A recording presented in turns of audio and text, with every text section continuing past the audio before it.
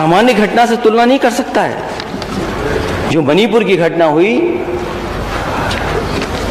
वो कोई घटना ऐसी नहीं है जो विधानसभा में ना उठे। उठा चुके हैं हम। वो इसीलिए उठाई थी अध्यक्ष महोदय क्योंकि हमारे नेता सदन स्टार प्रचारक हैं। क्या स्टार प्रचारक का ये कर्तव्य नहीं बनता कि अगर कहीं इस तरह की घटना हो वहां जाएं, उनके दुख दर्द में शामिल हों और फिर जो लॉ एंड ऑर्डर पे जीरो टॉलरेंस की बात कर रहे हों उन पे डीजीपी परमानेंट ना हो, जो डायल 100 थी रिस्पांस सिस्टम वो बर्बाद कर दिया हो, और कोई जिला ऐसा नहीं या कोई जगह ऐसी नहीं बीजी जहां सबसे ज्यादा महिलाएं असुरक्षित महसूस न कर रही हो। और इस सरकार में कुल इनकाउंटर 10,000, घायल 5,000, और जब रिपोर्ट आती है सबसे ज्यादा नेशनल ह्यूमन राइट कमीशन ने नोटिस दिए, और नोटिस में क्या निकल करके आता है कि इनकाउंटर में घायलों में से ज्यादातर की टांग में गोली मारी गई है। बहुत अच्छा निशाना है, टांग में गोली जाती है केवल। और पुलिस इनकाउंटर में अभी तक 13 पुलिसकर्मी शहीद हुए, जिनमें अकेले विकास दुबे मामले में 8 पुलिसकर्मी शहीद हो गए। देश के इतिहास में पहली बार ऐसा हो रहा है कि पुलिस बाइक से दौड़ाते हुए व्यक्ति की भी टांग में गोली मार रही है। इतनी निशानेबाज है पुलिस। चंदन गुप्ता और यहाँ के नेता सदन से लेकर के सभी याद कर रहे होंगे कासगंज की घटना। आपने क्या आश्वासन दिया था? दोषियों को सजा मिलेगी, परिवार के एक सदस्य को सरकारी नौकरी मिलेगी। आप ही के लोग आश्वासन देकर के आए थे, वो कहां है सरकारी नौकरी? Charity begins at home. एक बीजेपी बहुत कहती परिवारवाद की शुरुआत नेता सदन आपने की है, आपने शुरू की। आप मुझसे पहले लोकसभा में सांसद बने, तो आपको सदन को यह बताना पड़ेगा कि परिवारवाद किसने पहले शुरू किया। और आपको तो डबल लाभ मिला, डबल इंजन, डबल लाभ। आप सांसद भी बने और मठ के अध्यक्ष भी बन गए, आप ही मालिक भी आप ही हैं। तो परिवारवाद का असली लाभ तो आपको मिला है, हम लोगों को नहीं मिला किसी को। तो ये जो परिवारवाद है, अगर किसी ने शुरुआत की है तो हमारे नेता सदन ने शुरुआत की। हम तो आपकी बात बने हैं।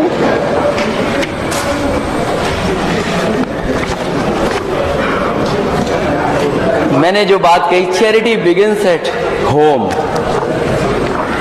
वाइस चांसलर का कितना सम्मान किया गया गोरखपुर में। हम लोगों ने वो वीडियो देखा। क्या ऐसे सम्मान होता है उत्तर प्रदेश में वाइस चांसलर जी का? और जब वो छूट करके आए तो जो जेल गए थे उनका सम्मान हुआ। सोचिए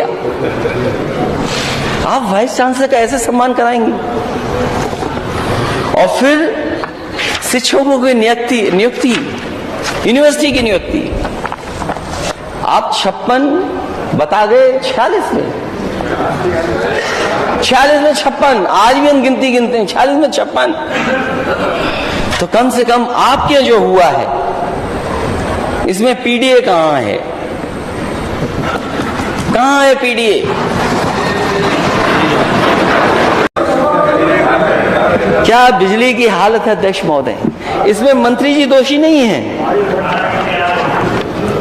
अध्यक्ष महोदय, मंत्री जी दोषी नहीं है। वो तो अभी बने मंत्री जी। नेता सदन कितने दिन से आप मुख्यमंत्री हैं? 6.5 साल से ज्यादा हो गए। आपने बिजली विभाग का क्या सत्यानाश किया है? इतनी ट्रिपिंग, ट्रांसफार्मर बर्बाद, रखो फूक गया। ये कहां से ट्रांसफार्मर बनवा रहे हैं आप? और गोरखपुर की खबर तो मैंने पढ़ी, सबसे ज्यादा गोरखपुर में फूक गए ट्रांसफार्मर। क्या हो रहा है गोरखपुर में? आप तो दावा कर रहे थे कि कुछ जिले वीआईपी थे। अगर कुछ जिले वीआईपी थे नेता सदन, आज सदन में बताओ आप। आज आपको बताना चाहिए कि कि पिछले 6.5 साल में आपने अपनी तरफ से कौन सा पावर प्लांट बनवाया जिसका बिजली उत्पादन हो रहा है और उत्तर प्रदेश को बिजली मिल रही है? बताइए आप। अब तो नाम लेना मैं भी बंद कर दिया हूं। नेता सदन नाम नहीं लेते तो हमने भी कहा क्यों नेता सदन को तकलीफ देनी, हम भी नाम नहीं लेते प्लांटों का। वही तो प्लांट बन रहे हैं, कोई नया प्लांट तो नहीं बन रहा। आप फूल बरसाते हैं, हेलीकॉप्टर किराए पे लाते हैं, है सरकार का हेलीकॉप्टर इस्तेमाल करते हैं, अधिकारी पैर दबाते हैं, अधिकारी खाना खिलाते हैं, अधिकारी देखभाल करते हैं और कोई गलत नहीं है। अगर मैं कोई त्योहार मनाता हूं, लेकिन मैं समाजवादी हूं तो मैं अपने घर में मनाता हूं, उसका कोई प्रचार नहीं करता मैं। लेकिन अगर मुख्यमंत्री जी जाते हैं, फूल बरसाते हैं और सम्मान करते हैं, तो अध्यक्ष महोदय मैं आपसे के माध्यम से जानना चाहता हूं नेता सदन कि जिन लोगों की जान गई है आप उनकी मदद क्यों नहीं कर रहे हो? और मैं तो वो हूं और हम समाजवादी वो लोग हैं जिन पर आरोप लगता था कि भेदभाव करते हैं हम लोग मदद में। मुझे याद है मैंने अखबारों में पढ़ा, लोगों से सुना कि कुछ लोग ये कहते थे कि अगर किसी की दाढ़ी बड़ी है उस हिसाब से मदद मिलती है, छोटी दाढ़ी है तो कम मदद, बड़ी दाढ़ी है तो ज्यादा मदद मिलती है। इस तरह की बातें की जाती थी केवल इसलिए कि नफरत फैले समाज में और झूठे झूठे आरोप लगते थे। इसलिए अध्यक्ष महोदय, जिन कावड़ियों की जान गई है मैं उन परिवारों से मिला हूं, मैं उन परिवारों के बीच में बैठा हूं जाकर के। सब किसान हैं, गरीब हैं और हमारे माननीय सदस्य भी गए हैं वहां के जिले के और आसपास के जिले के। क्या उन परिवारों की मदद नहीं होनी चाहिए? मैं मांग करता हूं सदन में, और पिछली बार भी मैंने मांग की थी जब कस्टोडियल डेथ बलवंत सिंह की हुई थी, मैंने कहा था वो वोट हमें नहीं देता, वो वोट आपको ही देता है। आपके लोगों ने कहा कि हम 5 करोड़ की, 2 करोड़ की, 1 करोड़ की मदद करेंगे, सरकारी नौकरी दिलाएंगे। आप पीछे हट गए।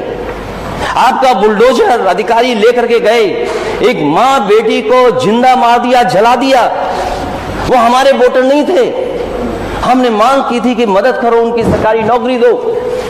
फिर आज मैं मांग करता हूं कि ये जो कावड़ियों की जान गई है और साथ ही साथ ताजिया लेकर के जो निकले थे उन लोगों की जान गई है, वो लोग घायल, उनके परिवारों में अभी भी घायल हैं। सरकार उन परिवारों की 1-1 करोड़ रुपए से मदद करे, चाहे वो हिंदू हो चाहे मुस्लिम हो। अपने आयोजन में अगर गया है तो उसकी मदद करे, 1-1 करोड़ रुपए दे और उन परिवार की सरकारी नौकरी दे। ये तो कहते हैं हम किसानों की आय दोगुनी करेंगे। क्या आपने आलू एक्सपोर्ट किया? आपने कहा कि हमने एक्सपोर्ट बढ़ा दिया इधर। हो सकता है कुछ चीजें एक्सपोर्ट हुई हों, और ऐसा नहीं है अध्यक्ष महोदय कि पहले एक्सपोर्ट नहीं होता था, पहले भी एक्सपोर्ट होता रहा है। आप कह रहे हैं कि आपने चावल एक्सपोर्ट किया है। मुझे लगता है ये दिल्ली और लखनऊ वाले इंजन टकरा रहे हैं। नेता सदन खड़े होकर बताएंगे कि एक्सपोर्ट कब से बंद है चावल का, कब से बंद है एक्सपोर्ट?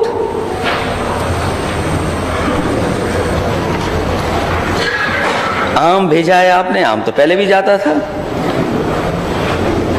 जिन लोगों ने मंडियां संभाली होंगी, मंडी सरकारों में रहेंगे, वो जानते हैं कि बहुत सी चीजें पहले भी एक्सपोर्ट होती थी।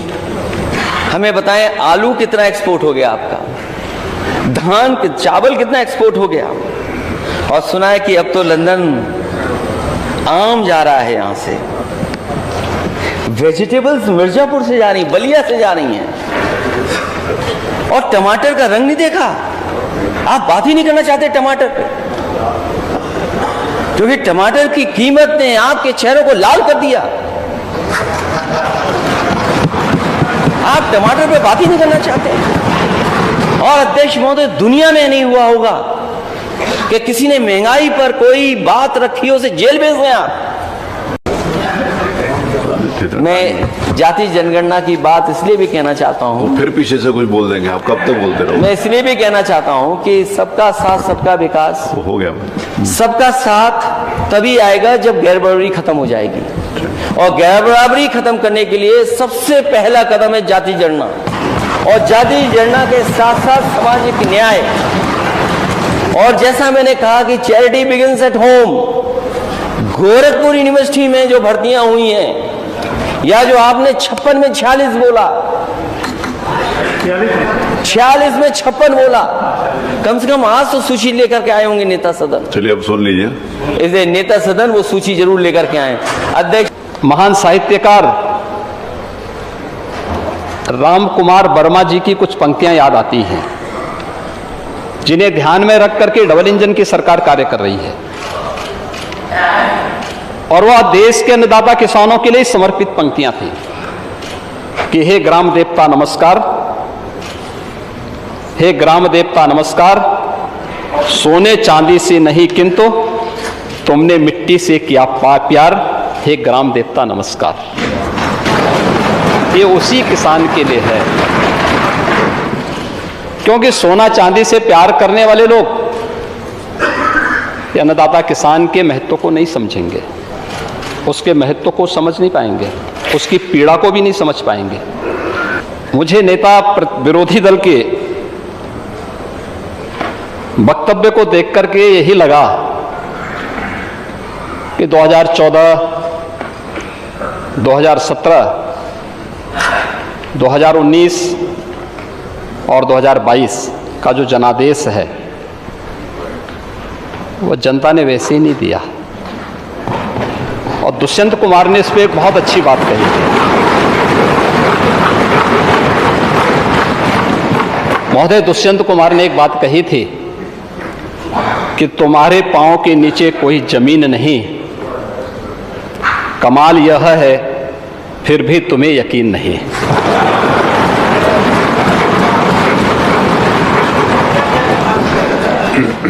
उन्हें जमीनी हकीकतों की कोई जानकारी नहीं है। और तुलसीदास जी ने बात कही भी, समरथ को नहीं दोष घुसाएं। ऐसे ही लोगों पे बातें अक्सर से सही बैठती हैं, क्योंकि जो लोग जन्म से चांदी के चम्मच में खाने के आदी हैं,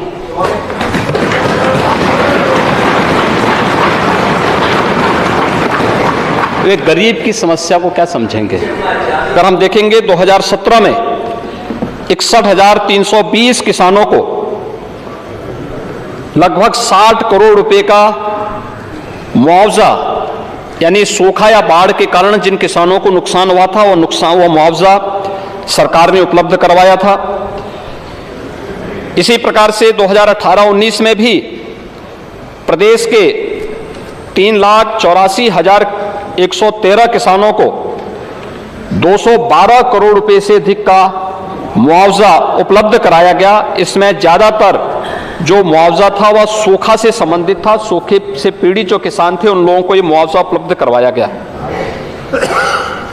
प्रदेश सरकार ने 19-20 में भी 64 करोड़ 32 लाख का मुआवजा अन्नदाता किसानों को उपलब्ध करवाया गया। ये बाढ़ के कारण जो पीड़ित किसान थे उन लोगों को।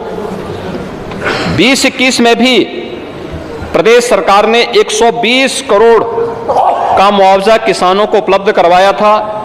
यह 3,62,600 से अधिक किसानों को बाढ़ से जिनकी फसलों को नुकसान हुआ था उन किसानों को उपलब्ध कराया। 21-22 में भी प्रदेश सरकार ने 475 करोड़ रुपए 13,94,900 से अधिक किसानों को बाढ़ के कारण और ओलावृष्टि के कारण जो उन्हें फसल को नुकसान हुआ था उसके लिए उन्हें कंपनसेशन दिया।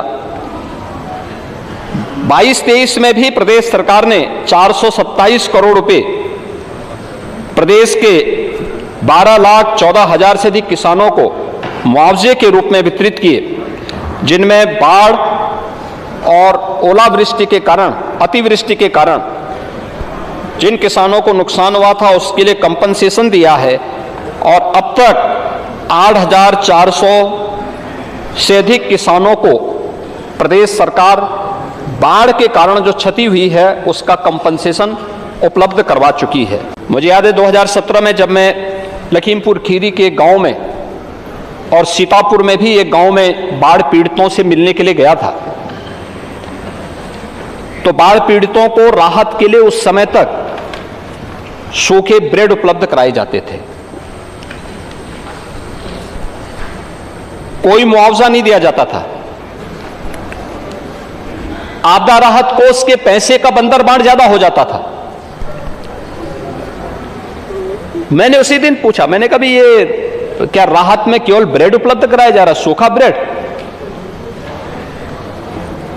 तो लोगों ने कहा, तो मैं स्वयं उस दिन सायकाल 2017 में ही वापस आया, आकर के मैंने स्वयं बैठक ली और हम लोगों ने उस समय तय की एक राहत किट तैयार करने के लिए, जिसमें हर बाढ़ पीड़ित को 10 किलो चावल, 10 किलो आटा, 10 किलो आलू, दाल, तेल, नमक, मिर्च मसाले, दियसलाई, बरसाती, मोमबत्ती, ये सभी केरोसिन, ये सभी कुछ उपलब्ध करवाने की व्यवस्था भी की और महिलाओं के लिए डिग्निटी किट की व्यवस्था भी प्रारंभ की।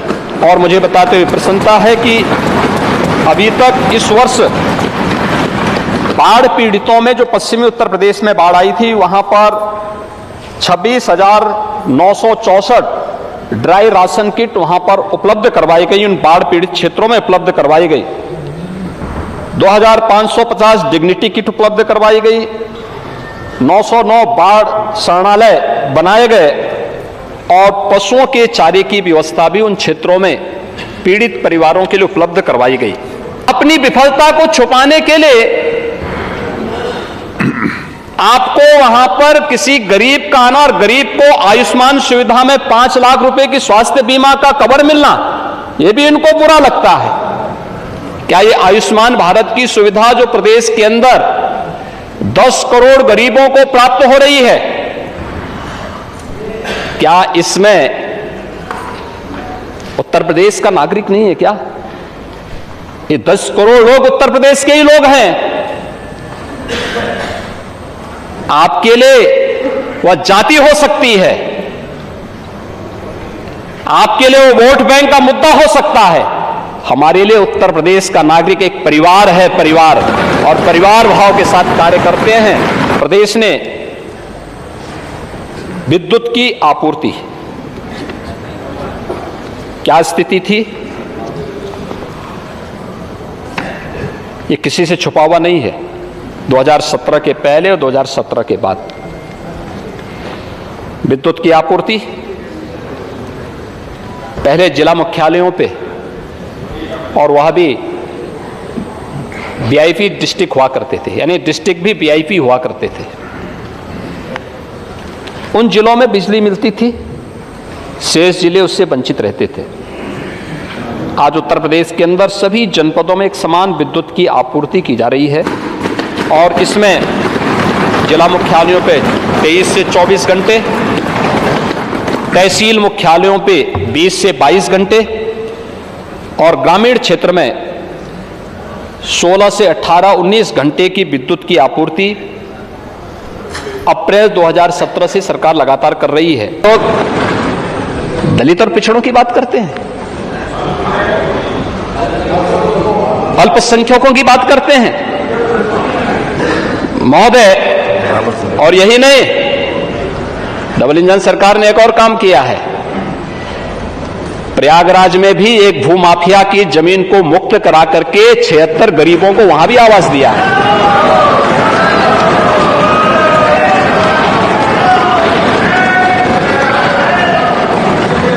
17 से लेके अब तक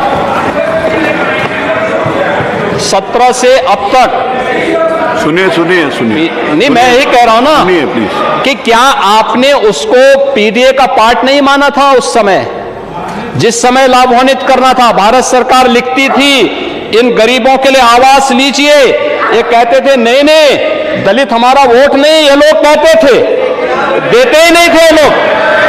और परिणाम क्या है? और इन्होंने यानी लगभग केंद्र में मोदी जी के नेतृत्व में सरकार बनने के बाद लगभग 2.5 वर्ष ये लोग सरकार में रहे। योजना लागू ही भारत सरकार लिखती थी, इन्होंने नहीं दिया। और 17 में जब डबल इंजन की सरकार आई, 55,20,000 लोगों को एक एक आवास मिला है, जिसमें से 44,93,000 आवास अब तक बनकर के तैयार हो चुके हैं, गृह प्रवेश